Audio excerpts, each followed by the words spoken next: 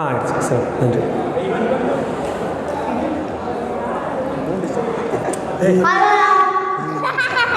பரவாயில்ல, சின்ன பையன் தப்பு பரவாயில்ல இருக்கட்டும்.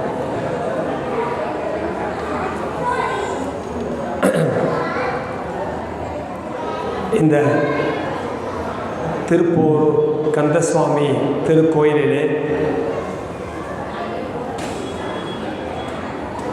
இந்த மகா கிருத்திகை தினத்தை முன்னிட்டு இங்கே இப்பொழுது உபன்யாசம் நடக்க இருக்கின்றது. அதை கேட்க விரும்பும் பக்த கோடிகள் வந்து இந்த மண்டபத்தில் அமர்ந்து அதை கேட்குமாறு கேட்டுக்கொள்கிறோம். பதம் தந்து அருள்வாய் படி விநாயகா, பற்றினேன் உன் பாதம் தனையே படி விநாயகா. பதியே கணபதியே மகா கணபதியே, உலகில் பஞ்சமும் இல்லாது அருள் புரிவாய் படி விநாயகா. ஓம் நமச்சிவாய. இப்போ அந்த படியில் உட்காந்துன்னு இருக்கவனா இந்த திரும்பி உட்காந்துங்க, நான் கேட்கணுன்னா திரும்பி உட்காந்து.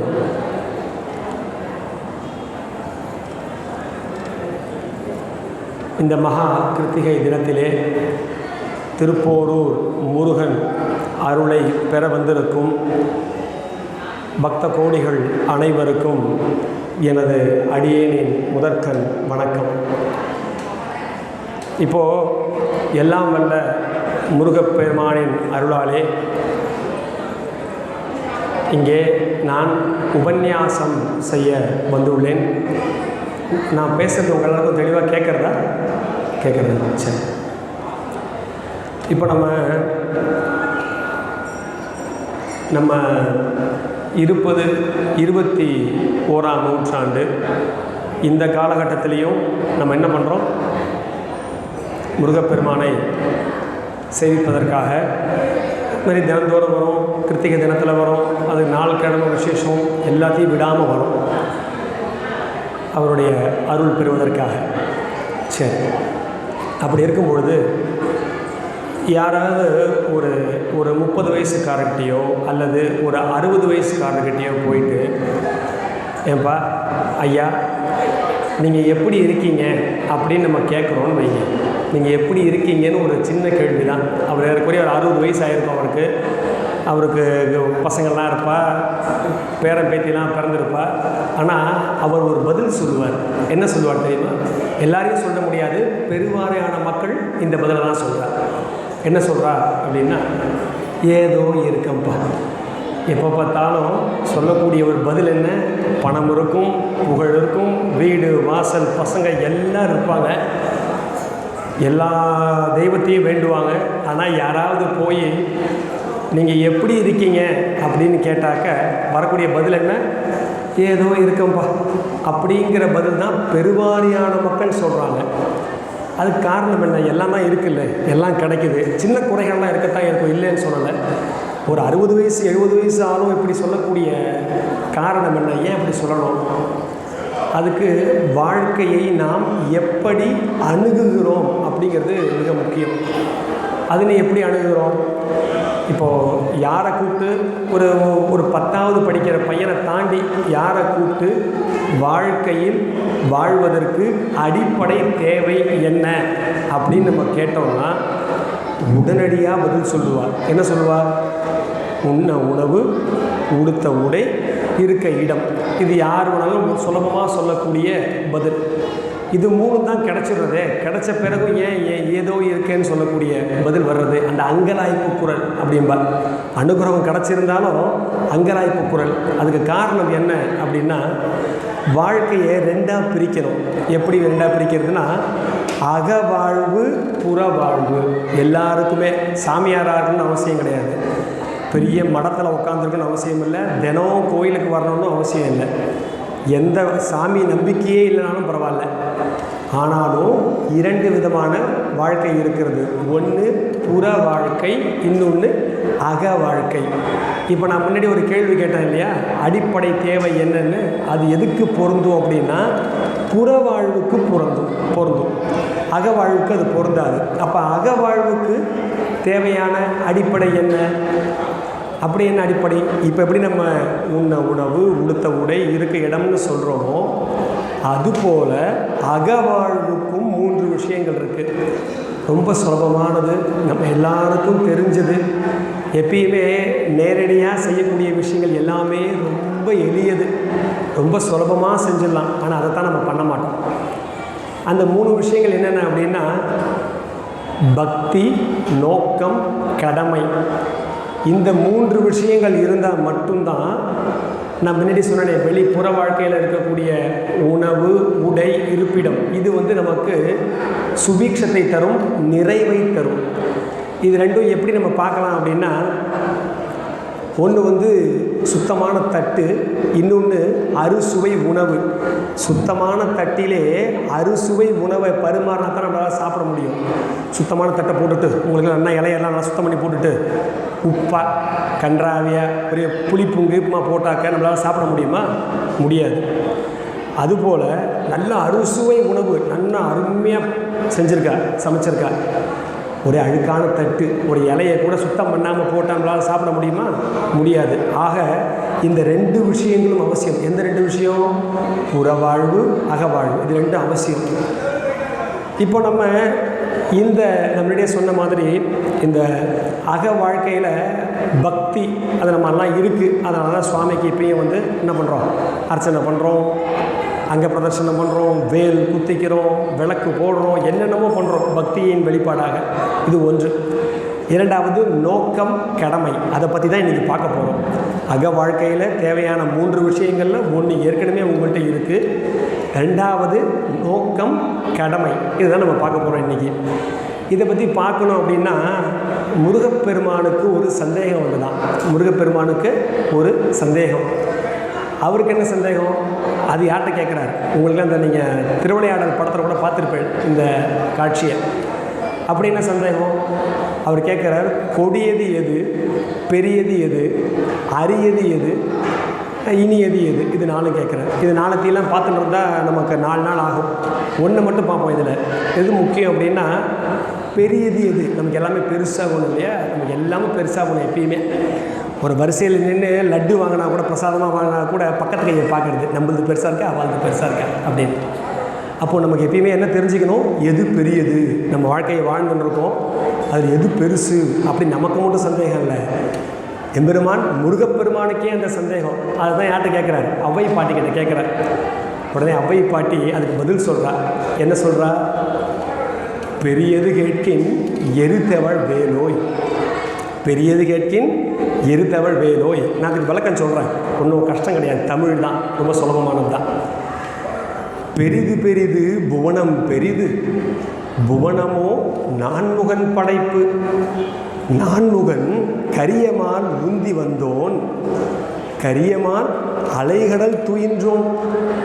அலைகடல் குருமணி அங்கையில் அடக்கம், குருமணியோ கலசத்திற்பிறந்தோன். கலசமோ புவியிற் சிறுமண், புவியோ அரவின் ஒரு தலை பாரம். அறவோ உமையவள் சிறுவிரல் மோதிரம், உமையவளோ இறைவன் பாகத்து ஒடுக்கம். இறைவரோ தொண்டர் உள்ளத்து ஒடுக்கம். தொண்டர்தம் பெருமையை சொல்லவும் பெரிதே. எது இருக்கிறதுலே பெருசா? நமக்கு எது பெருசுன்னு தெரியும்? உலகத்திலேயே பிரம்மாண்டமான அண்ட சராசரம் அதுதானே பெருசு. நம்ம கண்ணுக்கு அளவிட முடியாத, கற்பனை செய்து கூட பார்க்க முடியாத பெருசு எது? அண்ட சராசரம் அப்படின்னு நம்ம சொல்லுவோம். ஆனால் அவ்வை பாட்டி என்ன சொல்கிறா? அதை விட ஒன்று பெருசு இருக்கான். அது என்னது? அதை படைத்த நான்முகன் பிரம்மா தான் பெரியவர். அப்படின்னா பிரம்மாவா பெரியவர்? பிரம்மா எங்கேருந்து பிறந்தார்? கரியமான். யார்? திருமாலுடைய தொப்புள் கொடியிலேருந்து பிறந்தவர் தான் பிரம்மா. அப்போ பிரம்மாவா பெரியவர்? பெருமாள் தான் பெரியவர். சரி, அப்போ பெருமாள் எங்கே படுத்துன்னு இருக்க? திருப்பார்கடலில் படுத்துன்னு இருக்க. அப்போது திருமாலை விட பெரியது எது? திருப்பார்கடல் பெருசு இல்லையா? அங்கே படுத்துன்னு இருக்கார். அப்போ திருப்பார்கடலாக பெருசு, திருப்பார்கடலும் பெருசு இல்லையா? ஏன்னா குருமுனி யார்? அகஸ்திய முனிவர் இருக்கார் இல்லையா? அவர் வந்து இந்த திருப்பார்கடலையே ஆஜீவனியம் பண்ணிட்டாராம், உள்ளங்கையில் அடக்கிட்டாராம். அப்போ இவ்வளோ பெரிய திருப்பார்கடலையே உள்ளங்கையில் அடக்கிய அகஸ்திய முனி தான் பெரியவர் அப்படின்னா அவரா பெரியவர்? அவர் எங்கேருந்து தோன்றினார்? ஒரு மண் கலசத்திலேருந்து தோன்றியவர் தான் அகஸ்திய முனி. அப்போ அகஸ்திய முனியா பெரியவர்? இல்லையே, அந்த மண் கலசம் தானே பெருசு. சரி, அப்போ மண் கலசமாக பெருசு? மண் கலசம் எதில் செய்யப்பட்டது? மண் எங்கேருந்து எடுக்கப்பட்டது? பூமி. அப்போ பூமி தானே பெருசு. சரி, அடுத்த கேள்வி, அப்போ பூமியா பெருசு? பூமியும் பெருசு இல்லையே. அது நம்ம 5 தலை நாகம் வந்து ஒரு தலைக்கு பாரமாக இந்த பூமியே வந்து. அப்போ பூமியா பெருசு? பூமியும் பெருசு இல்லை, 5 தலை நாகம் தான் பெருசு. 5 தலை நாகமாக பெருசு? அந்த 5 தலை நாகமும் பெருசு இல்லை. ஏன்? உமையவள் பார்வதி அம்மையார் இருக்கா இல்லையா, அவரோட விரல் மோதிரம் தான் அந்த அரவமா பாம்பா. சரி, அப்போ அந்த பாம்பு இங்கே இருக்குன்னா அப்போ பார்வதி அம்மையார் தானே பெருசு. சரி, அப்போ அடுத்த கேள்வி, பார்வதி அம்மையாரா பெருசு? பார்வதி அம்மையார் பெருசு இல்லையா? ஏன்? அவள் பெரியவள் இல்லையா? ஏன்? சிவபெருமானுடைய பாகத்தில் ஒடுக்கம், சிவபெருமானில் பாதியில் அர்த்தநாரீஸ்வரர். அப்போ பார்வதி அம்மையாரா பெருசு? பார்வதியும் பெருசு இல்லை, அவளும் பெரியவள் இல்லை. ஏன்? சிவபெருமானில் ஒடுங்கி இருக்கிறதுனால சிவபெருமான் தான் பெரியவர். அவ்வை பாட்டி இங்கே தான் ஒரு ட்விஸ்ட் வைக்கிறார், சிவபெருமானும் பெரியவர் இல்லையா? ஏன்? சிவபெருமான் எங்கே இருக்கார்? தொண்டர்களின் உள்ளத்தில் இருக்கிறார். யார் யாரெல்லாம் பக்தியோடு இருக்காளோ, இவ்வளவு பெரிய அண்ட சராசர வரிசையாக சொல்லிகிட்டே வந்தேன், எது பெருசு எது பெருசு எது பெருசுன்னு. எது பெருசாக இருக்கிறதுலையே சிவபெருமானை நாம் தொண்டர்கள் உள்ளத்தில் நினைக்கிறோம் இல்லையா? அவர் எங்கே குடிக்கொண்டிருக்கார்? தொண்டருடைய உள்ளத்தில். அப்போ எது பெருசா? தொண்டரின் உள்ளம் தான் பெருசா, அவர் புகழை பாடுவது தான் பெருசா. அப்போது சிவபெருமானுக்கே உபதேசம் செய்தவர் நம்ம முருகன். அப்போ முருகனுக்கே பதில் சொன்னது யார்? ஔவை பாட்டி. ஔவையார் என்ன சொல்லியிருக்கா? அப்போ உலகத்திலேயே எது பெருசு? தொண்டரின் பெருமையை பேசுவது தான் பெருசு அப்படிங்கிறார். இப்போ ஔவை பாட்டி சொன்ன மாதிரி நம்ம ஒரு தொண்டருடைய புராணத்தை பார்ப்போம். இது வந்து பெரிய புராணம், யாரும் பயப்பட வேண்டாம், ரொம்ப கஷ்டம் கிடையாது. நான் புராணத்தை ரொம்பலாம் தமிழ் பண்டிட் மாதிரி உள்ளெல்லாம் ரொம்ப எடுத்துன்னு போக மாட்டேன். அந்த கிளை கதைகள்லாம் சொல்லி நம்ம சுவாரஸ்யமாக இந்த உபன்யாசத்தை கொண்டு போகலாம், சிந்திக்கலாம். இப்போது நம்ம எந்த நாயன்மார் தொண்டர்னு சொன்னோம் இல்லையா, நாம் பார்க்கக்கூடிய நாயன்மார் யாரை பற்றி பார்க்க போகிறோம் அப்படின்னா, கோச்சங்க சோழ நாயனார். அவர் ஒரு சிவபக்தர், அவரை பற்றி தான் பார்க்க போகிறோம். அவர் இப்போ நான் முன்னாடியே ஒரு கேள்வி கேட்டேன், அக வாழ்க்கைக்கு எது தேவை? பக்தி, நோக்கம், கடமை, இது 3ம் அவசியம்னு சொன்னேன். அந்த 3 அவசியத்தை இந்த கோச்சங்க சோழ நாயனாருடைய புராணம் நமக்கு எப்படி விளக்கிறது? இதை நம்ம பின்பற்றினோமே ஆனால் நம்ம இப்போ கலியுகத்தில் வாழ்ந்துட்டுருக்கோம் 2023. அந்த தாற்பயங்கள் நமக்கு இப்போவும் உதவ போகிறது. எப்படி உதவுறது? நம்ம எந்த நிலையில் இருந்தாலும் சரி, பொருளாதாரத்தில் கீழே இருந்தாலும் சரி, மேலே இருந்தாலும் சரி, படித்தவர்களாக இருந்தாலும் சரி, படிப்பு இல்லாட்டாலும் சரி.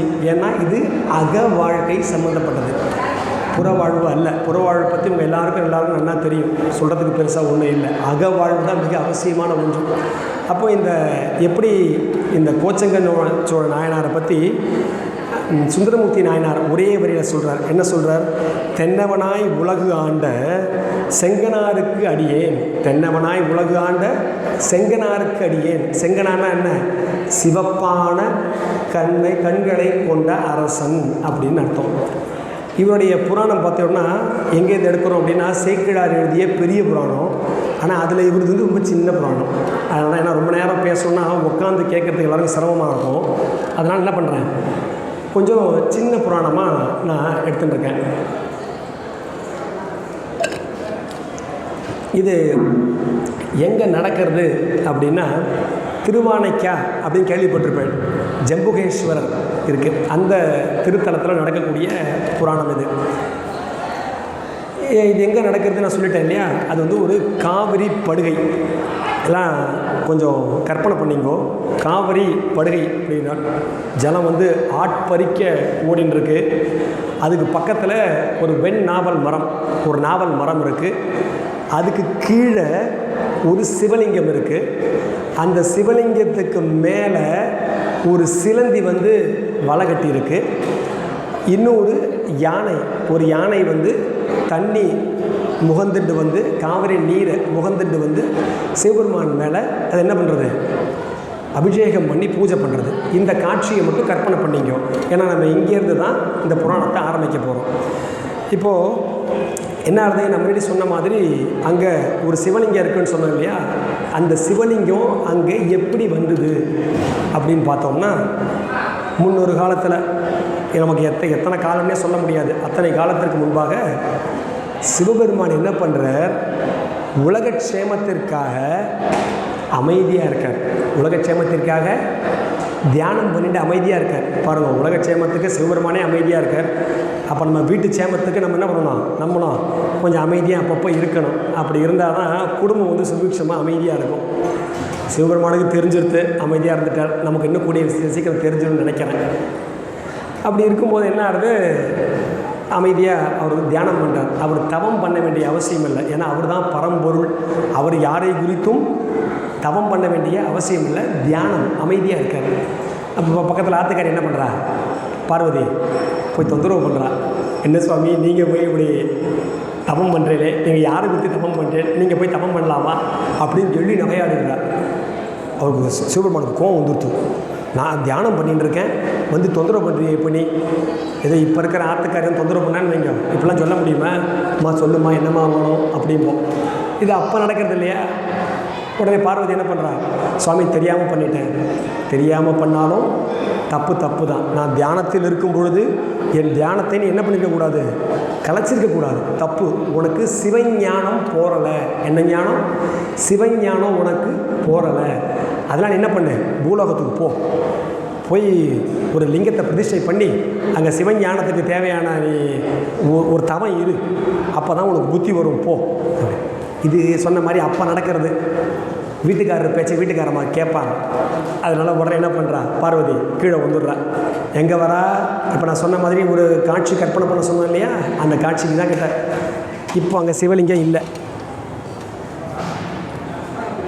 ஹலோ, பரவாயில்ல. ஹலோ,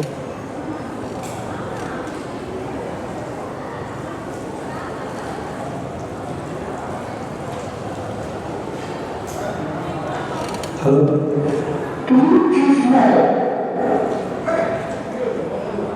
அங்கே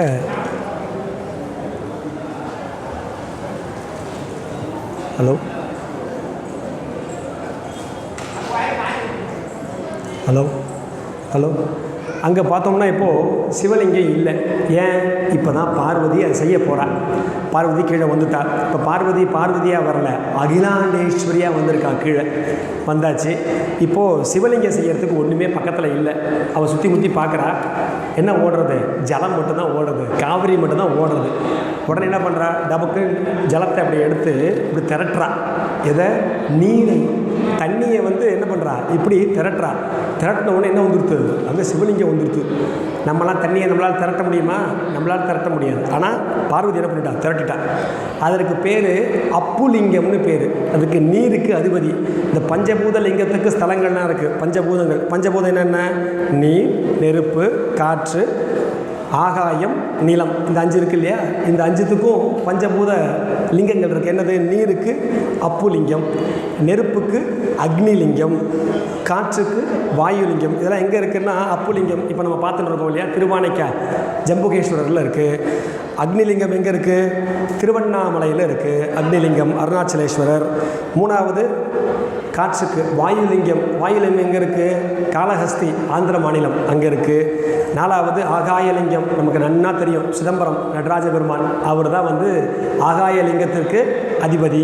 5வது பிருத்விலிங்கம், நிலத்துக்கு அதிபதி யார், ஏகாம்பரேஸ்வரர், அவர் தான் வந்து அதிபதி. அப்போது இந்த பஞ்சபூதத்தில் நீருக்கு ஆதாரம், நமக்கும் ஆதாரம் நீர் தான். அந்த நீருக்கு ஆதாரமான லிங்கத்தை வந்து பிரதிஷ்டை செஞ்சுட்டா பார்வதி. செஞ்சாச்சு.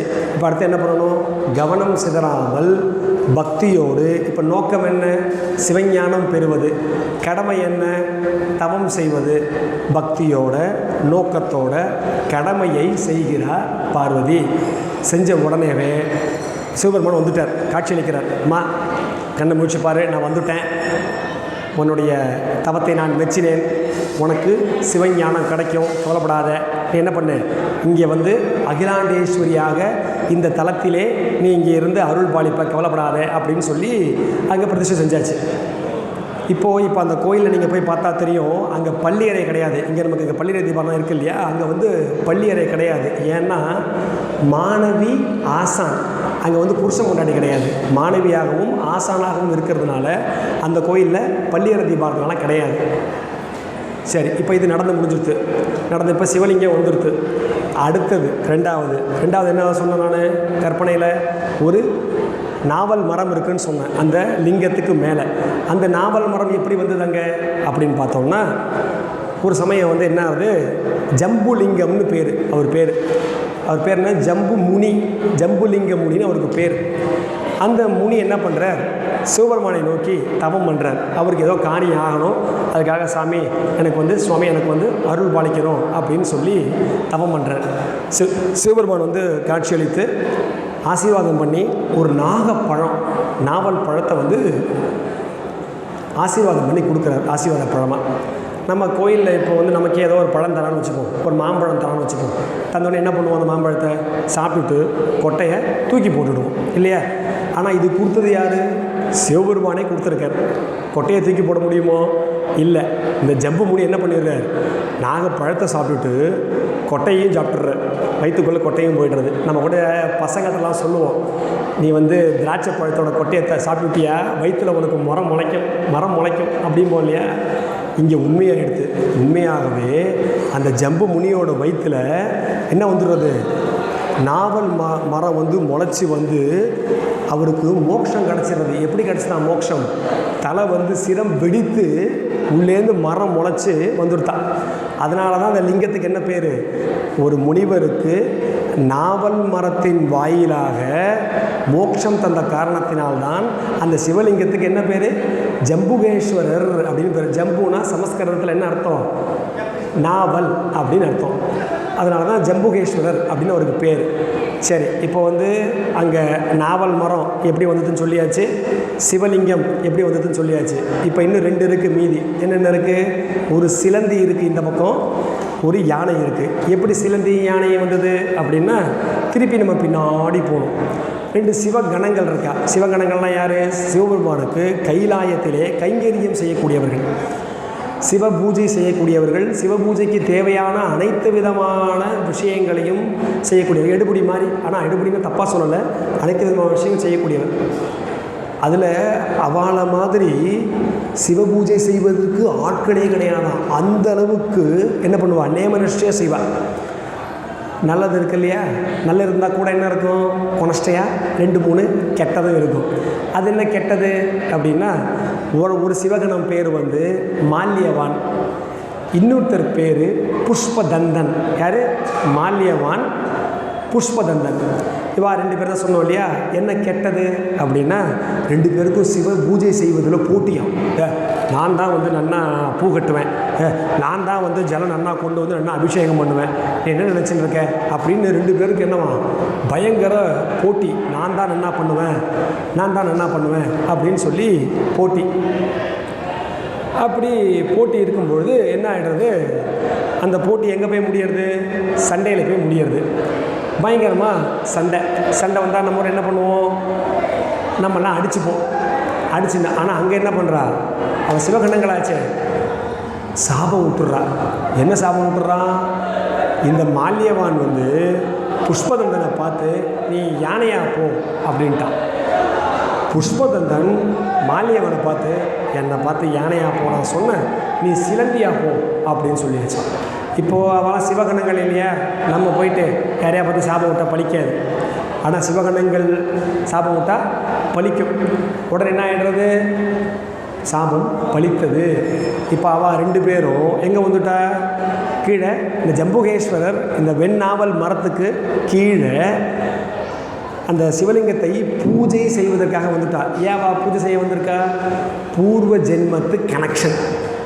ஏன்னா அவள் அங்கே என்ன பண்ணிட்டு இருந்தா, கைலாயத்தில் சிவபெருமானுக்கு பூஜை பண்ணிட்டு இருந்தா. அப்போது பூலோகத்தில் தான் என்ன பண்ணுவாள், பூஜை பண்ணுவாள். இப்போ உங்களுக்குலாம் ஒரு கேள்வி ஏற்படலாம், ஒரு சிலந்தி போய் எப்படி பூஜை பண்ணும்?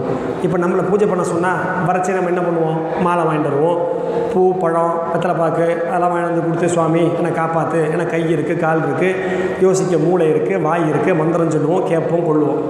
யானை கூட பரவாயில்ல, புஷ்பம் யானையாக இருக்கானே அவனுக்கு கை இருக்குது, என்ன பண்ணுவான்? யானை போய் காவிரி படுகையில் நீரை உறிஞ்சிட்டு முகந்துட்டு வந்து அபிஷேகம் பண்ண முடியும். ஒரு சிலந்தி போய் எப்படி பூஜை பண்ணும்? ஒரு சிலந்தியால் என்ன பண்ண முடியும் அப்படின்னு பார்த்தா, இதில் தான் அவசியம் நான் சொன்ன மாதிரி அந்த பக்தி, நோக்கம், கடமை பாருங்கள். அதுக்கு சிலந்தியாக இருந்தாலும் பூர்வ ஜென்மத்து பலனின் காரணமாக அந்த சிலந்தி என்ன பண்ணுறது? பூஜை எப்படி பண்ணுறது? என்னால் என்ன பண்ண முடியும்? எனக்கு வாயிலிருந்து எச்ச தான் வர்றது, எச்சில் தவிர வேறு ஏதாவது சிலந்திக்கு வருமா? வேறு எதுவும் வராது.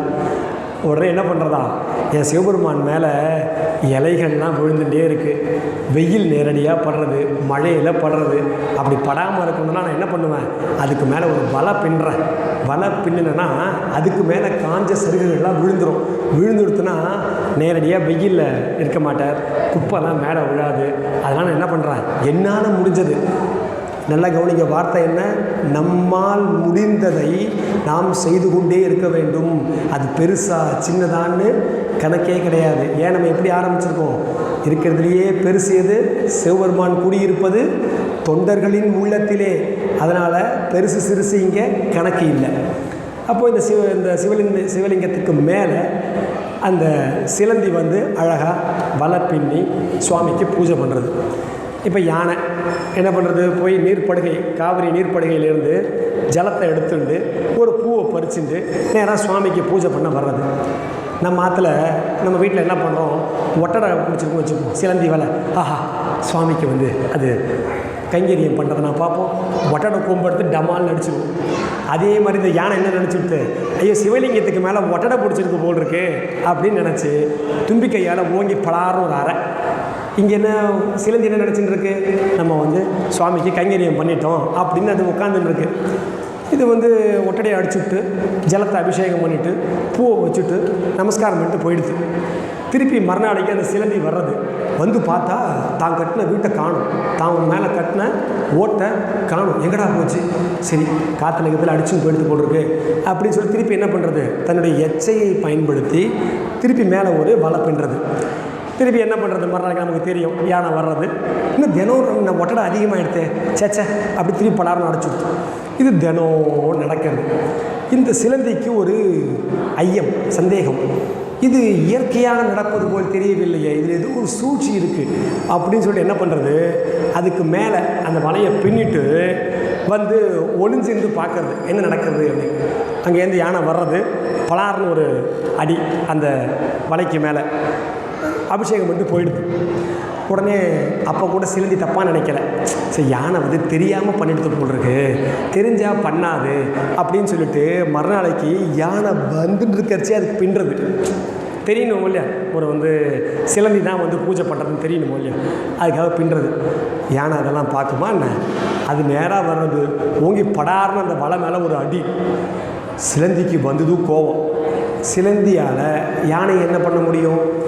உருவு கண்டு எல்லாமை வேண்டும் அப்படின்னு யார் சொல்லியிருக்கா? வள்ளுவ பெருந்தகை. ஒருத்தருடைய அளவை குள்ளமாக இருக்கார், சின்ன பையனாக இருக்கான் அப்படின்னு நம்ம என்ன பண்ண முடியாது? யாரையும் பார்த்து எள்ளி நகையாட முடியாச்சா, என்னடா இத்தனோன்னு இருக்க பொடி பய அப்படி நம்ம யாரையும் நினைக்கக்கூடாதுங்கிறதுக்கு சிறந்த எடுத்துக்காட்டுது. இந்த யானை என்ன நினச்சிருக்கு? இந்த சிலந்தி போய் நம்மளை என்ன பண்ண போடுது? நம்ம பாட்டு போகிறோம், ஒட்டடை அடிக்கிறோம், நம்ம பாட்டு சிவ பூஜை பண்ணிட்டு வரப்போம் இப்படின்னு நடந்துட்டு இருக்கச்சே மறுநாளைக்கு இந்த சிலந்தி வந்து திட்டம் போட்டுவிடுது, எப்படியும் இந்த யானையை நாம் பழி வாங்கி ஆக வேண்டும், எப்படியும் இந்த யானையை நம்ம பழி வாங்கி ஆக வேண்டும் அப்படின்னு சொல்லிட்டு அந்த வந்து இப்படி கலைச்சிட்டு வந்து மறுநாளைக்கு கலக்கரிச்சு தும்பிக்கையோட ஓட்டைக்குள்ளே அந்த சிலந்தி போயிடுது. தாங்குமா? நமக்கு பல சமயங்களில் நம்ம இருக்கக்கூடிய பிரச்சனையே என்ன தெரியுமா? இப்போ எடுத்துக்காட்டுக்கு நம்ம வீட்டம்மா நினச்சிங்கோ, உப்பை நினச்சிங்கோ கையில். இப்போ வீட்டம்மா வந்து நம்மளை திட்டுறாங்க, இல்லை ஏதோ ஒரு பிரச்சனையை சொல்கிறாங்க, அதை இந்த கையில் வாங்கிக்கிறோம். நம்ம வீட்டில் பசங்க இருப்பாங்க, அவங்க வந்து ஒரு பிரச்சனையை சொல்கிறாங்க, அதை இந்த கையில் வாங்கிப்போம். இப்போ 2 கையில் 2 உப்பு கையாச்சா, 3வது ஆஃபீஸுக்கு போவோம், அங்கே ஏதோ திட்டுறாங்க, பிரச்சனை வருது, கையில் வைக்க இடம் இல்லை, எங்கே இந்த ஜோபியில் போட்டுருங்களேன் அப்படின்னு இங்கே வாங்கிப்போம். இங்கே வாங்கிட்டாச்சா, இப்போ 3 இடம் எடுத்து 4வது ரோட்டில் வண்டி ஓட்டின்னு போவோம், எவனோ ஒருத்தர் போகிறவர் திட்டுவார், ஏயா அப்படி கண்ணா முன்னான்னு வரேன்னு திட்டுவார். உடனே எங்கே போகிறோன்னு தெரில, ஐயா வாயில் போட்டுருங்கய்யா கொஞ்சம் அப்படின்னு வாயில் போட்டுப்போம். இதே மாதிரி ஒரு பிரச்சனையாக போட்டு கண்ணிலையும் போட்டுருவோம்.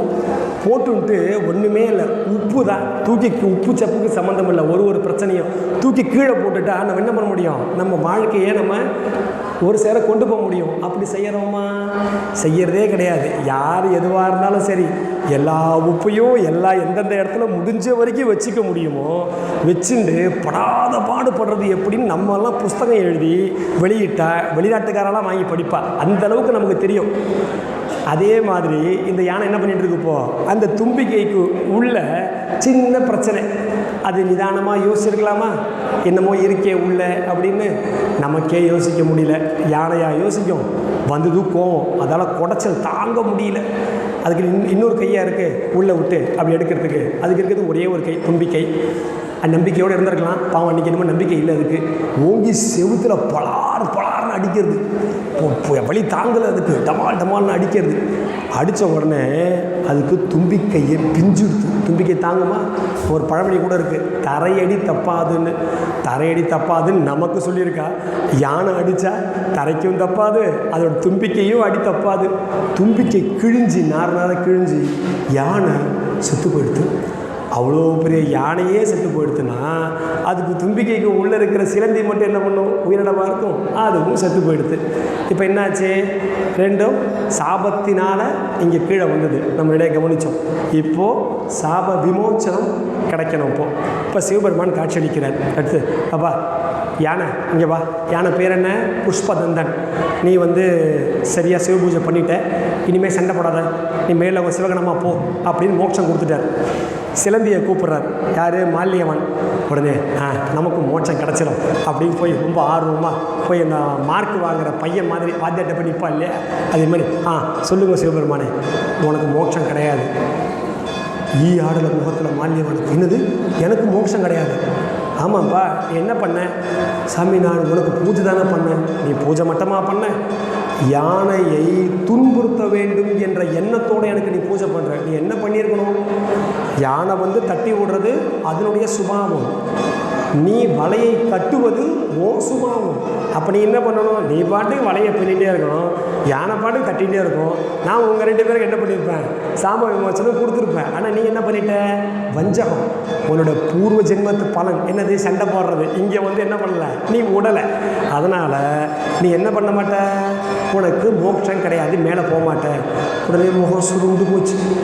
சுவாமி இதாக பார்த்து பண்ணுங்க, என்னால் வந்து ரொம்ப மனசு வருத்தமாக இருக்குது. மனம் மறந்துட்டியா, இனிமேல் பண்ண மாட்டியே? இல்லை சுவாமி, பண்ண மாட்டேன் சுவாமி, ஒழுங்காக இருக்க சுவாமி. சரி, நீ என்ன பண்ணு, திருப்பி மனுஷனாக பிறப்ப பாருங்க, பாவம் பண்ணால் மனுஷனாக பிறக்கணும். அப்போது அந்த மனுஷன் பாவத்தெல்லாம் கழிக்கணும்னா நான் சொன்ன 3 விஷயங்கள் திருப்பி அங்கே தான் வருவேன். அது என்னது, பக்தி, நோக்கம், கடமை. அதை பற்றி சின்ன சிறுகதை கூட கடைசியாக சொல்கிறேன் இருக்குது. இப்போ என்ன ஆகிடுது, மால்யவன் சரி சுவாமி அப்படி சின்ன அந்த முகம் மாட்டமாக தான் இருக்க, ஏன் மனுஷனாக பிறப்பன்னு சொல்லிட்டாரு. அப்போ தான் ஒரு சின்ன ட்விஸ்ட் வைக்கிறார் சிவபெருமான், நீ மனுஷனாக போகிறப்பல்ல சாதா மனுஷனாக இருக்க மாட்டேன், ஒரு ராஜாவாக இருப்ப, கவலைப்படாத. பரவாயில்ல சாமி, மனுஷனாக பிறந்தாலே பரவாயில்ல, இப்போ ராஜாவாக பிறந்துட்டாக்க இன்னும் கொஞ்சம் பிரச்சனைகள்லாம் அதிகமாக இருக்குமே. ஆனால் வேறு வழி இல்லை, பண்ண பாவத்துக்கு பிராயச்சித்தம் கட்டாயமாக தேவை. இதை வந்து நான் சுருக்கமாக வந்து 4 வரியில் படிப்பேன். நான் எவ்வளோ நேரம் சொன்னேன் இல்லையா, இதை பெரிய புராணத்தில் எப்படி எழுதியிருக்கான்னு சுருக்கமாக ஒரு 30 வினாடியில் படித்து காமிக்கிறேன் பாருங்கோ. என்னது, தவத்தோர் வெள்ளானை கைப்பூம் புனலும் முகந்து ஆட்டி ஞானம் உடைய ஒரு சிலந்தி நம்பர் செம்பொன் திருமுடி மேல் காணல் விரவும் சருகு உதிரா வண்ணம் கலந்த வாய் நூலால் மேல் நல்திரு மேற்கட்டி என விரிந்து செறிய புரிந்து உள்ளதால். என்னம்மா, இப்போ நான் சொன்ன மாதிரி அழகாக அந்த சிலந்தி என்ன பண்ணிட்டுன்னு சொல்கிறார் சேக்கிழார், அந்த வளப்பின்னு தான் அழகாக தமிழில் சொல்கிறார். நான் ரொம்ப படித்து காமிச்சு விளக்கெல்லாம் சொன்னேன் உங்களுக்கு, அந்த புராணத்தை கதையாக உங்களுக்கு புரிய முடியாது சொல்லிட்டேன். சரி, இப்போ நம்ம எங்கே வரைக்கும் வந்துட்டோம்? சிவலிங்கம் இருந்தது, அந்த சிவலிங்கத்துக்கு மேலே ஒரு வெண்ணாவல் மரம் இருந்தது. அங்கே 2 ஜந்துக்கள் பூஜை பண்ணிட்டு, ஒன்று சிலந்தி, ஒன்று யானை. அது 2த்துக்கும் இப்போ சாப விமோச்சனம். ஒன்று வந்து மோட்சம் கிடச்சி போயிடுது. இப்போ இன்னொன்று ராஜாவாக பிறக்கணும். ராஜாவாக பிறக்கணும்னா அதுக்கு ஒரு திருவிளையாடல் வேண்டுமே. அது என்ன திருவிளையாடல் அப்படின்னா, தொன்மை தரு சோழர் குலத்து அரசனாய் சுபதேவன் தன்னுடைய பெருந்தேவி கமலவதியுடன் சார்ந்து, யார்? சோழ மன்னன். இந்த சோழ மன்னன் நம்ம சொல்லும்போது ஒரு சரணாகதியை பற்றி ஒரு சோழர்களுக்கே உண்டான ஒரு பிரம்மாண்டமான விஷயம் என்ன? அவர் வந்து நீதி வழுவாது இருப்பார். இப்போது சிபி மகா சக்கரவர்த்தி, சிபி சோழ சக்கரவர்த்தின்னு ஒருத்தர் இருக்கார். ரொம்ப வருஷத்துக்கு முன்னாடி அவர் ஒரு சோழ மன்னன். அவர் என்ன பண்ணுறார்? ஒரு பிரம்மாண்டமான வேள்வி நடத்துகிறார், யாகம். அவருக்கு ஒரு காரியமாகணும், அதனால் அந்த யாகத்தை பிரம்மாண்டமாக நடத்துகிறார். அவர் நடத்துறச்சே இப்போ நம்ம பரீட்சைக்கு படிச்சுட்டு போவோம். என்ன பண்ணுவோம்? பசங்களுக்கெல்லாம் ஒரு டெஸ்ட் வைப்பேன். ஒரு பரிசோதனை செய்தால் தான் அந்த தேர்விலே நீங்கள் வெற்றி பெற்றீர்களா இல்லையான்னு சொல்கிறா இல்லையா? அதுபோல் இங்கே என்ன பண்ணுறாரு? பிரம்மாண்டமான ஒரு வேள்வி, ஒரு யாகம் நடத்துகிறார். இதை பரிசோதனை செய்வதற்காக 2 பேர் வரா. யார் 2 பேர்? ஒருத்தர் இந்திரன், இன்னொருத்தர் அக்னி பகவான். எப்படி நேரடியாக வந்துடுவாளா? நேரடியாக வரமாட்டாள். எப்பயுமே வேறு ஒரு உருவத்தில் வருவாள். எந்த உருவத்தில் வரா? இந்திரன் வந்து பருந்தாகவும், 2வது யார்? நம்ம அக்னி பகவான். அக்னி பகவான் வந்து புறாவாகவும் வந்தாச்சு. இப்போ ஒரு யாகம் பண்ணின்னு இருக்கார். யார்? சிவி மகா சக்கரவர்த்தி பிரம்மாண்டமான வேள்வி யாகம் பண்ணிட்டு இருக்கார். பண்ணிட்டு இருக்கச்சு ஒரு புறா ஜொயின் அப்படின்னு பறந்து வர்றதுங்க. பறந்து வந்து அவர் கால்கிட்ட நின்று, ராஜாவே என்னை காப்பாற்று, என்னை வந்து அந்த பருந்து அடித்து கொல்ல வருது, என்னை காப்பாற்று அப்படின்னு வந்து ஒரு சோழ மன்னன் கால்கிட்ட வந்து சரணாகதி அடையிறது. நீ என்ன சொன்னாலும் நான் கேட்குறேன். சரணாகதி அடைதல்னா என்னது? நம்மையே சாஷ்டாங்கமாக அர்ப்பணிப்பது. அது எப்படி நமக்கு தெரியும்? இப்போ கோயிலில் எல்லாம் பண்ணுறோம், பிரகாரத்தை சுற்றுறோம், அர்ச்சனை பண்ணுறோம், எல்லாம் பண்ணிவிட்டு கிளம்பரிச்சே இங்கே சாஷ்டாங்கமாக நமஸ்காரம் பண்ணுறோம். அங்கே படம் கூட செதுக்கி வச்சுருக்கா. என்னது? நம்மை முழுமையாக சரணாகதிக்காக அர்ப்பணித்தல்னு பேர். அறகுறையாக இந்த நுனிப்புள் மேயறதுன்னு கிடையாது. முழுசாக எப்படி இங்கே சுவாமிகிட்ட சொல்லிவிட்டு போய் கவலைப்படுறது, மறுநாளைக்கு போயிட்டு சாமி இந்த உண்மையாகவே நிறைவேற்றிடுவாரா, நம்ம வேறு ஏதாவது நேர்த்திக்கடன் பண்ணணுமா, விளக்கு இன்னும் கொஞ்சம் போடணுமா அப்படின்னு சாமியவே சந்தேகப்படுறது. அப்படி இல்லாமல் இந்த புறா என்ன பண்ணுறது? இந்த மகாராஜா இருக்கார் இல்லையா, சிபி, அவர் காலில் விழுந்து என் உயிரை காப்பாற்று, நான் சரணாகதி அடைஞ்சிட்டேன் அப்படின்னு சொல்லிடுச்சு. இவர் வந்து சிபி யார்? ஒரு பிரம்மாண்டமான சோழ சக்கரவர்த்தி. அவர் என்ன பண்ணிட்டார்? புறாவே அவர் இன்னும் யோசிக்கல பெருசாக. நம்மக்கிட்ட அடைக்கலத்துக்கு வந்துடுது. நான் உனக்கு அடைக்கலம் தருகிறேன், நீ கவலைப்படாதே, உன் உயிருக்கு நான் ஜவாப்தாரி, நான் பார்த்துக்கொள்கிறேன் அப்படின்னு சொல்லியாச்சு. இப்போ ஒன்று புறா இங்கே இருக்குது. உடனே பருந்து அங்கேருந்து வருது, அந்த புறாவை பிடிக்க வருது. ராஜா உடனே தடுத்து நிறுத்திட்டார். என்ன பண்ணுற? புறா வந்து என்னோட கட்டுப்பாட்டில் இருக்குது, நீ என்ன பண்ண முடியாது, போயிட்டு அந்த புறாவை சாப்பிட முடியாது அப்படின்னு சொல்லியாச்சு. உடனே பருந்து, என்ன ராஜாவே இப்படி பண்ணுறீங்க? நான் எனக்கு பசிக்கிறது, நான் சாப்பிட்ணும், என்னோட இறையை போய் பிடிச்சி வச்சுருக்கேனே, அதெல்லாம் முடியாது, எப்படி போய் நீ சாப்பிட்லாம், என்கிட்ட சரணாகதி அடைஞ்சிருக்கு, நீ சாப்பிடக்கூடாது அப்படின்னு. உடனே பருந்து பாருங்க, எப்படி மனுநீதி சோழன்கிட்ட ஒரு பசு போய் மணியை அடித்து நீதி கேட்டதோ, அதுபோல் புறாவை தராத இந்த சிபி மகா சக்கரவர்த்தி கிட்ட பருந்து வந்து நீதி கேட்குறது. என்ன நீதி கேட்குறது? ஏன்பா அரசே, நியாயமாக இருக்கா இது? என் சுபாவம் என்ன? ஒரு புறாவை பார்த்தா என் பசிக்காக நான் அடித்து சாப்பிட்றேன். மனுஷன் மாதிரி நான் என்ன அடித்து சேர்த்தா வச்சுக்க போகிறேன்? எனக்கு இப்போ பசிக்கிறது, இப்போ நான் சாப்பிட்டு நான் போக போகிறேன், என் சுபாவத்திலேருந்து என்னை மீற வைக்கிறியே, இது நியாயமா அப்படிங்கிறா அந்த பருந்து சொல்கிறது. உடனே சிபிக்கு, ஆமாம் இல்லை, இது நியாயமாக இருக்குல்ல பருந்தோட விஷயம் அப்படிங்க. இந்த பக்கம் திரும்பினா புறா சொல்கிறது, ராஜாவே நான் உங்ககிட்ட சரணாகதி அடைஞ்சிட்டேன், நீ போய் இப்போ என்ன பண்ண முடியாது, தாரவாத்து கொடுத்துட முடியாது, நீ பார்த்துக்கோ, அப்புறம் வந்து உன் நீதியிலேருந்து நீ தவறுன மாதிரி ஆகிடும், நீ சோழ மன்னன் பார்த்துக்கோ அப்படின்னு இந்த பக்கம் இந்த புறா பேசுகிறது. இப்போது சிபி மகா சக்கரவர்த்திக்கு ஒரு சங்கட்டமான சூழ்நிலையாக போச்சு. என்னடா இப்போ என்ன பண்ணுறதுன்னு தெரியலையே. இந்த பருந்து வந்து குறுகுறுன்னு முகத்தை பார்க்குறது, இந்த புறா வந்து இப்படின்னு ஏந்தலா முகத்தை பார்க்குறது, என்னடா பண்ணுறதுங்கும் பொழுது பாருங்க, இதுதான் வந்து சோழ மன்னர்களின் ஒரு அழகான விஷயம். என்ன யோசிக்கிறார், என்ன பருந்து உனக்கு பசிக்குது அவ்வளோதானே, யாரங்கே கத்தி கொண்டு வாங்கோ, கத்தி கொண்டு வர சொல்லி தன்னுடைய தொடையோட சதையில் அதை அப்படியே அறுத்து எடுத்து அந்த பருந்துக்கிட்ட போட்டு, உனக்கு பசிக்கிறது தானே, இதை சாப்பிடு அப்படின்னு சொன்னார். உடனே பருந்து ராஜாவை பார்த்து கேட்குறதான், நீ லேசுப்பட்ட ஆளில் போடுறீங்க, அந்த புறா போண்டா மாதிரி இவ்வளோ பெருசு இருக்குது, நீ இத்தனோண்டு சதையை அறுத்து போட்டு என்னை ஏமாற்ற பார்க்குறிய அப்படின்னு. உடனே ராஜாவுக்கு இதுனடா பேரம் பேசணும் போட்டிருக்கேன் இந்த பருந்துக்கிட்ட. நம்ம யாரங்கே போய் அந்த துலாபாரத்தை கொண்டு வாங்கோ, தராசை கொண்டு வாங்கோ அப்படின்னு உடனே கொண்டு வந்தாச்சு. தராசில் வந்து துலாபாரத்தில் ஒரு பக்கம் புறா, இன்னொரு பக்கம் அந்த ராஜாவுடைய தொடையை அறுத்தார் இல்லையா சதை, அதை எடுத்து வச்சு பார்த்தா அந்த பருந்து சொன்ன மாதிரி புறா டாயிங் இப்படி இறங்கிடுத்து, இந்த சதை மேலே போயிடுது. என்னடா இந்த ராஜா வந்து எதிர்பார்க்கல, இதுன்னு இப்படி பிரச்சனையாக போச்சு. அப்போ தான் சோழ மன்னர் யோசிக்கிறார், இந்த பருந்திடம் நாம் பேரம் பேசக்கூடாது, பேரம் பேசுவது ஒரு ராஜாவுக்கு அழகு அல்ல அப்படின்னு சொல்லிட்டு தமால்னு இவரே என்ன பண்ணுறார், அந்த தராசுக்கு மேலே ஏறி நின்றார். அப்படின்னா என்ன அர்த்தம், பருந்தே நீ என்னையே சாப்பிட்டு போ, நான் எதுக்காக கொஞ்சோண்டு அறுத்துலாம் போட்டுண்டு அப்படியே அந்த தராசு மேலே ஏறி நிற்கிறார். அந்த தருவாய் இருக்கு இல்லையா, தன்னையே அர்ப்பணிக்கிறார். தன்னிடம் பருந்துக்கிட்ட தப்பிச்சு வந்த புறா வந்து சரணாகதி அடைஞ்ச மாதிரி தன்னையே இந்த புறாவை ஒரு பறவை அதை காப்பாற்றுவதற்காக சோழ மன்னன் தன்னையே அர்ப்பணிக்கிறார். அதை பார்த்த அந்த அக்னி பகவானும் இந்திரனும் உச்சி குளிர்ந்து, அப்பா நீ எவ்வளவு சிறப்பான வந்து ஒரு நீதி வழுவாமல் 2 பேர்த்தை இப்போ காப்பாற்றிட்டார் இல்லையா, சரணாகதியையும் காப்பாற்றிட்ட, பருந்துக்கு பசியையும் தன்னையே அர்ப்பணித்து போக்குவதற்கு தயாராகிட்டார். அதனால் நீ கவலைப்படாத, உன்னுடைய வேள்வியாகப்பட்டது சிறப்பாக நிறைவடையும் அப்படின்னு சொல்லி. இது எங்கே நடக்கிறதுனா சீர்காழியில் நடக்கிறது. இந்த கதையை உங்களுக்கு இப்போ எதுக்கு சொல்கிறேன் அப்படின்னா, இப்படிப்பட்ட சோழ வம்சத்தில் வந்தவர் தான் இப்போ நம்ம பார்க்க போகிற கோச்சங்க சோழ நாயனார் அப்படின்னு நம்ம தெரிஞ்சுக்கணும். இதை வந்து சேக்கிழார் வந்து ஒரே 2 வார்த்தையில் சொல்கிறார். என்னது, துளையில் புறவின் நிறை அளித்த சோழர் உரிமை சோநாட்டில்.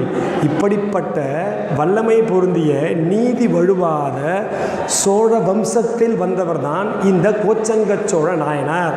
இவர் இப்போ யாருடைய வயிற்றில் உண்டாக போகிற, கமலவதி அப்படிங்கிற சோழ ராணி, அவங்க அப்பா பேர் என்ன, சுபதேவன். சுபதேவன்ங்கிற ராஜாவுக்கும் கமலவதிங்கிற ராணிக்கும் அவர் பிறக்க போகிறார். எப்படி பிறக்கிற பாருங்க, மக்கள் பேர் இன்மையார் மாதேவி வரம் வேண்ட. என்ன பண்ணுறா, கமலவதிக்கு ரொம்ப வருஷமாச்சு கல்யாணம் ஆகி சோழ மன்னருக்கு. இப்போ நம்ம என்ன திருப்பி கதை சுருக்கம், நாவல் மரம் பார்த்தோம், சிவலிங்கம் பார்த்தோம், 2 ஜந்துக்கள் பார்த்தோம், சாப விமோச்சனம் பார்த்தோம். இப்போது அந்த இடத்துக்கு அந்த சிவபெருமான்கிட்ட வந்து யார் வேண்டா, ஒரு கமலவதிங்கிற ஒரு ராணி வந்து, சாமி எனக்கு புத்திர பாக்கியமே இல்லை, எனக்கு குழந்தை வேணும் அப்படின்னு வேண்டுறேன். இப்போல்லாம் என்ன பண்ணுறோம், அரச மரத்தை சுற்றிவிட்டு ஆற்றுக்கு போன உடனே அடி வைத்து தடவி பார்ப்போம், சிசு வந்துருத்தா, நமக்குலாம் அவசரம் உடனே போகணும். எல்லாம் இங்கிலீஷில் சொல்லுவாள் இன்ஸ்டன்ட் கிராட்டிஃபிகேஷன் அப்படின்னு பார்த்தா உடனே எல்லாம். யாராவது ஒருத்தர் வந்து 10,000 போடுங்க, 1 லட்சம் அடுத்த மாதத்துலேயே தரேன்னா யோசிக்காது மனசு. உடனே 1 லட்சம் தரார், அவன் எப்படி தராருன்னா பார்க்குறா, இதாங்க 10,000 ரூபா அந்த ஆசை. ஆனால் இங்கே பாருங்க, இவா கேட்குறது உண்மையான பக்தி, உண்மையான நோக்கம், உண்மையான கடமை. அதனால் இந்த கமலவதி தாயார் அங்கே சிவபெருமான்கிட்ட வேண்டிட்டு ஆற்றுக்கு வர வயிற்றில் கரு உண்டாயிடுச்சு. அவர் தான் யார், கோச்சங்க சோழ நாயனார். இப்போ வயிற்றில் உண்டாயிடுச்சு. இப்போ என்னாகும், நாளொரு மேனியுமாக பொழுதொரு வண்ணமாக குழந்தை அழகாக வளர்ந்துட்டே வர்றது. இவ ராஜ பரம்பரை இல்லையா, என்ன பண்ணுவா, எப்போ குழந்தை பிறக்கும் அப்படின்னு கணிப்பா. அந்த ராணிக்கே தெரியும் எப்போ குழந்தை பிறக்கும்னு. அவன் என்ன எப்போ உண்டானோ, நமக்கு என்ன நாள் கிழமை அதெல்லாம் யோசித்து எப்போ குழந்தை உண்டாக போகிறது அப்படின்னு கணிச்சுட்டு அந்த ராஜாங்கத்தில் ஆஸ்தான ஜோதிடர் இருப்பார் இல்லையா, அவர் ஜோதிடரை அழைச்சி, ஐயா கொஞ்சம் குழந்தை எப்போ பிறந்தா நன்னா இருக்கும் பார்த்து சொல்லுவானே அப்படின்ன உடனே இன்றைக்கி தான் பிறக்கிறது, நாளை மாற்ற முடியாது, இந்த நாழிகையை பார்த்து சொல்லுவானே அப்படிங்கிறார். கேட்கும்போது அதுக்கு பதில் பாருங்க, மகவு பெற அடுத்த வேலை அதனில் காலம் உணர் பழையார் ஒரு நாழிகை கழித்து. அது என்ன ஒரு நாழிகை கழித்து? அந்த ஜோசியர் என்ன பண்ணுறாராம், பார்த்துட்டு ராணி நீங்கள் குழந்தை பெற்றுக்கிற நாள் நல்ல நாள், ஆனால் பெற்றுக்கிற நேரம் இருக்கு இல்லையா, அது ஒரு நாழிகை தாண்டி பிறந்ததுன்னா உலகும் போற்றக்கூடியவனாக இந்த சோழ மன்னன் இருப்பான் அப்படின்னு. என்ன சி செக்ஷனை இப்போ என்ன சிசேரியன் குழந்தை பெற்றுக்கிற மாதிரியா? அப்போது நீங்கள் என்ன பண்ணுங்க, இன்றைக்கி பரணியாக இருக்குது, இந்த நட்சத்திரம் வேண்டாம், நீங்கள் ரோகிணியாக இருக்குது, கேட்டையாக இருக்குது அப்படின்னு சொல்லி இப்போ என்ன பண்ணுறோம், நம்ம ஏதோ ஜோசியர் மாதிரி டாக்டர்கிட்ட போய் நம்ம ஆரோடம் பார்த்துட்டு இருக்கோம். அது இயற்கையாக வர வேண்டிய எல்லாத்தையும் செயற்கையாக மாதிரி கஷ்டப்பட்டுன்னு இருக்கோம். ஆனால் அவள் இப்போ என்ன பண்ணுறா, ராணி தனக்கு பிறக்கக்கூடிய மகன் உலகும் போற்றத்தக்கவனாக இருக்க வேண்டும். இப்போ எப்படி நம்ம எல்லா தாய்மார்களுக்கும் அதான ஆசை, சிறந்த சான்றோன் என கேட்ட தாய், இதை நம்ம புள்ள நல்ல புள்ளன்னு கேட்கணும் எல்லாருக்கும் ஆசையாக இருக்கும். அதுபோல் இந்த கமலவதிக்கு என்னது, என்னுடைய மகன் கட்டாயமாக உலகம் போற்றவனாக இருக்கணும். இப்போ எப்படி தள்ளி போடுறது நடக்கிறது? 6ஆம் 5ஆம் 4ஆம் நூற்றாண்டு 1600 வருஷத்துக்கு முன்னாடி பிரசவத்தை எப்படி தள்ளி போட முடியும்? இப்போனா ஊசி போட்டுடலாம், மயக்க மருந்து கொடுத்துடலாம், ஏதாவது பண்ணிவிடலாம். அப்போ தான் ராணி யோசிக்கிறார், பணிப்பெண்களை கூப்பிட்டு பணிப்பெண்களே எனக்கு குழந்தை இன்றைக்கி பிறக்க போடுது, அநேகமாக மத்தியானம் பிறந்துடும் நினைக்கிறேன், ஒரு நாழிகை நான் தள்ளி போடணும். அதுக்காக என்ன பண்ணுங்கோ, என் கால் 2த்தையும் சேர்த்து கட்டுங்க, தலை கீழே தொங்க விடுங்க, எப்படி குழந்தை பிறக்கிறத நான் பார்க்குறேன் அப்படிங்கிற அந்த ராணி இந்த பணிப்பெண்களுக்கெல்லாம் என்ன இப்படி ஒரு விஷப்பரீட்சையாக இருக்குது, குழந்தை போடுவதை தள்ளி போடுவதற்காக இப்படி இல்லாமல் பண்ணுவா. ஆனால் சொல்கிறது யார்? மகாராணி. மகாராணியோட உத்தரவை மீற முடியுமா? நடப்பது அந்த புறத்துக்குள்ளே. ராஜாவுக்கெல்லாம் ஒன்றும் தெரியாது, ராஜாலாம் அங்கே வெளியில் இருக்கார். டக்குன்னு போய் சொல்கிறா. சொன்ன உடனே பணிப்பெண்களால் மகாராணியோட பேச்சை மீற முடியல. பாபு கேட்கவே விசித்திரமாக இருக்குது, எனக்கு சொல்கிறதுக்கே ஒரு மாதிரியாக இருக்குது. என்ன பண்ணுறா, அந்த நிறமாச கர்ப்பிணி, அந்த கர்ப்பிணி தாயாரை கால் 2த்தையும் கட்டி அந்த புறத்தில் தலைகீழ தொங்க விட்டா. என்ன ஆகுது, நாழிகை அப்படின்னு எத்தனது? 24 நிமிஷம். ஒரு நாழிகைங்கிறது 24 நிமிஷம். ஒரு நாளைக்கு 24 மணி நேரம் சொல்கிறோமா, 60 நாழிகை கொண்டது தான் ஒரு நாள். அப்போ ஒரு நாழிகை தள்ளி போடுறதுன்னா கூட அரை மணி நேரம் வச்சுக்கோமே, அரை மணி நேரம் தள்ளி போட்டு என்னது